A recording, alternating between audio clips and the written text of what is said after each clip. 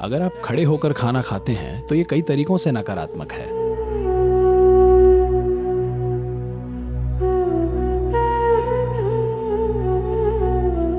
ये सवाल क्लेयर ने पूछा है यहाँ ट्रिपल आई से। नमस्कारम सद्गुरु। हम अपने पैरों को लिंग या दूसरी प्राण प्रतिष्ठित वस्तुओं या लोगों से दूर क्यों रखते हैं? क्या ये बस सम्मान देने के लिए होता है या इसका कोई वैज्ञानिक आधार भी है? तो आजकल वो ऐसा कर रहे हैं कुछ लोग। आप जानते हैं, पश्चिमी संस्कृतियों में जब आप किसी से मिलते हैं तो आप हाथ मिलाते थे, पर अब वायरस की वजह से वो छूना नहीं चाहते, तो कोई कोहनियां मिला रहा है, कोई पैर मिला रहा है। तो ऐसा होने लगा है क्लियर, आपको निराश होने की जरूरत नहीं है, ऐसा होने लगा है।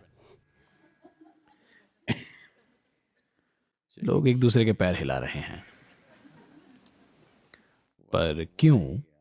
अगर कोई ऊर्जा की स्थिति हो तो आपको हमेशा पालथी लगाने के लिए कहा जाता है, ना कि उस दिशा में पैर करने के लिए। सम्मान वाली बात इसी का एक नया तरीका है। इसकी मूल वजह यह है कि आप अपनी ओर आती हुई चीजें कई अलग अलग तरीकों से प्राप्त कर सकते हैं। योग के हिसाब से हमें हर चीज जीवन के ऊंचे पहलुओं से प्राप्त करनी चाहिए। आप अनाहत चक्र जानते हैं, जो दो त्रिभुज या ट्रायंगल का मिलन है। उसके नीचे मणिपूरका, स्वाधिष्ठाना और मूलाधार चक्र हैं, जो जीवित रहने की प्रक्रिया के विभिन्न पहलुओं से जुड़े हैं। जीवित रहना, बच्चे पैदा करना और जीवन को चलाते रहना, सभी जीवन चलाने से संबंधित चीजें। यहां पर दो ट्रायंगल एक दूसरे को काटते हैं क्योंकि ये परमानंद है, ये आत्मज्ञान है, ये शक्ति है, ये प्रेम है, और ये भाग दो ट्रायंगल्स यहां मिलते हैं। जब कोई जगह प्राण प्रतिष्ठित होती है तो इसका मतलब है वहां एक शक्तिशाली ऊर्जा है जिसमें आपको रूपांतरित करने की क्षमता है।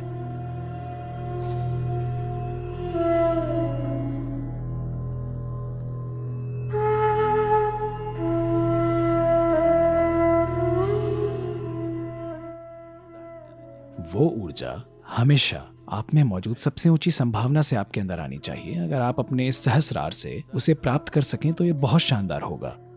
इसी वजह से जब भी भारतीय लोग मंदिर में जाते हैं, सबसे पहले वो इसको खुला रखना चाहते हैं, वो इसे गीला रखते हैं। शक्तिशाली मंदिरों में, ध्यानलिंग में भी उन्हें बताया जाता है, लोग खुद को गीला करते हैं, उनका सर गीला होता है, क्योंकि वो उम्मीद करते हैं कि ऊर्जा यहां प्रवेश करेगी। ये नहीं हो पाया तो यहां की उम्मीद, नहीं हो पाया तो वो ऐसा करेंगे, इस उम्मीद में कि ये काम करेगा। कुछ भी नहीं हो पाए फिर वो ऐसा करेंगे। पर वो यहां नहीं जाना चाहते, क्योंकि ये बस जीवित रहने की प्रक्रियाएं हैं। हम उन्हें बढ़ाना नहीं चाहते हैं। हम जीवन के दूसरे आयामों को बेहतर बनाना चाहते हैं, जिससे हमारा जीवन विकसित होगा। सिर्फ किसी और से बेहतर जीवन, जीवित रहना काफी है। जीवित रहना जरूरी है, पर किसी दूसरे से बेहतर जीना जीवन का लक्ष्य नहीं है। यह समय की बर्बादी है, क्योंकि आप जो चाहे कर लें, आप हमेशा के लिए जीवित नहीं रहेंगे। हेलो, आप जो चाहे कर लें, महामारी के बिना भी आप हमेशा के लिए जीवित नहीं रहेंगे। तो सिर्फ जीवित रहने की दिशा में बहुत ज्यादा निवेश करना जरूरी नहीं है। तो इस वजह से इस पूरी संस्कृति ने इस आयाम को समझा और उन्होंने समाज को एक अलग तरीके से बनाया। खैर, आज जो आप देख रहे हैं वो इसका बिल्कुल बिगड़ा रूप है, पर मूल रूप से आज भी मौजूद है कि आप जब भी किसी प्राण प्रतिष्ठित स्थान पर जाते हैं तो आप ऐसे होते हैं, क्योंकि आप चाहते हैं कि ऊर्जा यहां प्रवेश करे। आप परम आनंद चाहते हैं। अगर ना मिल पाए तो कम से कम शांति और ज्ञान।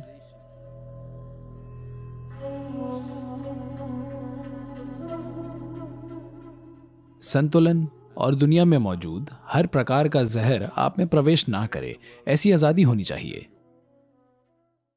तो मूल रूप से आप चाहते हैं कि शरीर का ऊपरी हिस्सा अनाहता से ऊपर ऊर्जा के लिए खुला हो। किसी प्राण प्रतिष्ठित स्थान के आगे आप अपने पैरों को ऐसे खोलकर नहीं बैठना चाहते, क्योंकि ये आपकी ओर बिल्कुल अलग तरह की ऊर्जा को आकर्षित करेगा और ये आपके लिए बिल्कुल अलग तरीके से काम करेगा, जो जरूरी नहीं कि आपके लिए फायदेमंद हो। इससे आपको अलग अलग तरीकों से नुकसान पहुंच सकता है। यही वजह है कि जब ऐसे स्थान पर बैठते हैं जिसे आप शक्तिशाली मानते हैं, वहां आप हमेशा पालथी लगाकर बैठते हैं, क्योंकि आप अपने शरीर के निचले हिस्से को बंद करना चाहते हैं। अगर आप ऐसा करते हैं तो एक तरह से आप दूसरे इंसान के लिए बंद हैं, है ना? हेलो महिलाएं, आप ये जानती हैं, मान लीजिए कोई आपसे बात कर रहा है, मान लीजिए कोई अजनबी आया है, एक आदमी आपसे बात कर रहा है, क्या आप उससे ऐसे बात करेंगी? हेलो। कुछ महिलाएं आजकल ऐसा कर रही हैं क्योंकि वे सोचती हैं इसमें गलत क्या है। कुछ भी गलत नहीं है, बस बस आप अपनी ओर एक खास तरह का ध्यान आकर्षित करेंगी। अगर वो आदमी सभ्य है तो वो ऐसा करेगा। अगर आप भारतीय हैं तो, वरना आप हेलो बोलकर शायद हाथ में लाएंगे। और अगर वो अजीब मूड में है तो आप कहेंगी हाँ या ना? क्योंकि आप जानते हैं, शायद आप तार्किक रूप से ना जाने, पर आप स्वाभाविक रूप से जानते हैं कि किस तरह के हाव भाव आपकी तरफ कैसा ध्यान आकर्षित करेंगे, है ना? हेलो, आप जिस भी कल्चर में पले बड़े हों, आप स्वाभाविक रूप से हमेशा जानते हैं, क्योंकि ये शरीर में होता है। ये ऐसी चीज नहीं है जो हमारे मन में होती है, कुछ चीजें शरीर में होती हैं। तो कुछ सभ्यताओं ने बहुत सचेत रूप से मुद्राएं या शरीर के तौर तरीके विकसित किए हैं कि ये चीज ऐसे करें, ऐसे बैठें। ये बहुत बहुत महत्वपूर्ण है। खाने के सामने भी मैं बता रहा हूं, जब आप खाने बैठते हैं तब एक अच्छी बात यह होगी कि आपके और आपके शरीर के निचले हिस्सों के बीच एक टेबल हो। पर अगर आप बैठकर खाना खाते हैं और टांगे खुली रखते हैं, जैसे कई लोग खड़े होकर खाते हैं, अगर आप खड़े होकर खाते हैं तो इसके कई नकारात्मक पहलू हैं, क्योंकि आपको समझना होगा कि भोजन की इच्छा सिर्फ आपके मुंह में नहीं है, पूरे शरीर में है। पूरे शरीर में।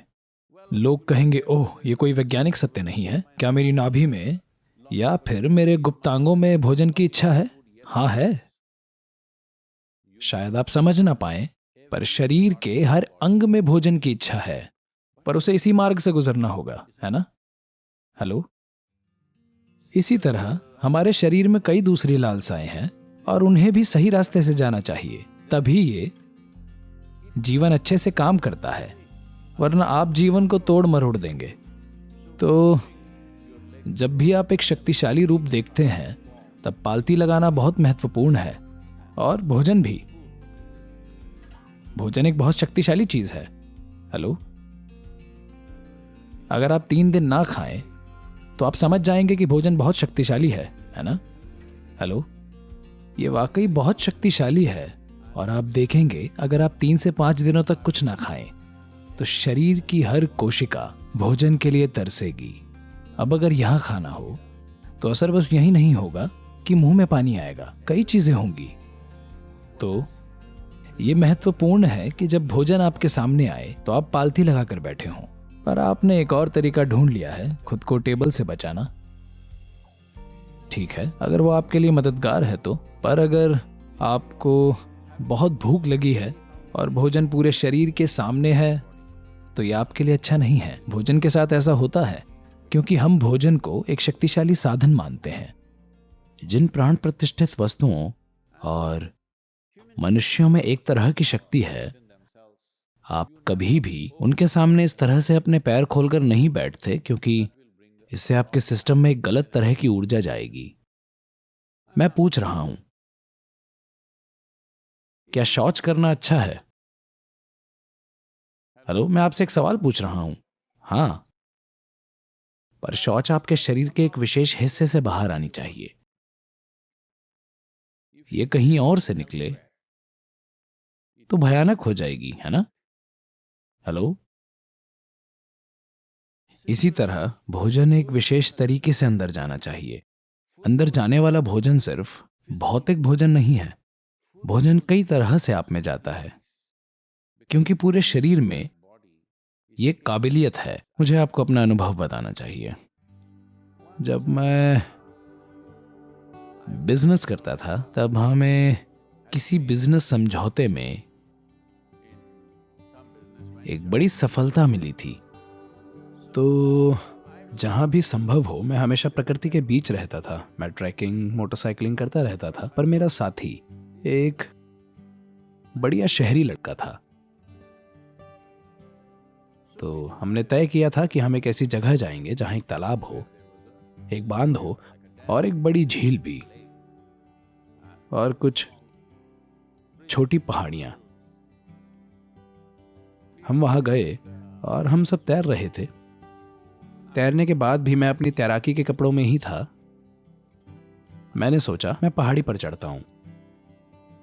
गर्मी के महीने थे, सब सूख चुका था। तो मैं पहाड़ी पर चढ़ गया।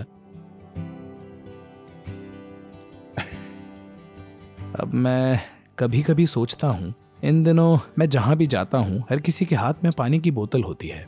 उस समय मैं दिन रात घूमता रहता था, मेरे पास पानी की बोतल कभी नहीं होती थी। हम बस ऐसे ही मैनेज करते थे। तो मैं पहाड़ी पर चढ़ गया और उस गर्मी में बिना कपड़ों के मुझे बहुत पसीना आने लगा। पर आपको पता है, मेरी समस्या यह है कि मैं आधे रास्ते से वापस नहीं मुड़ता।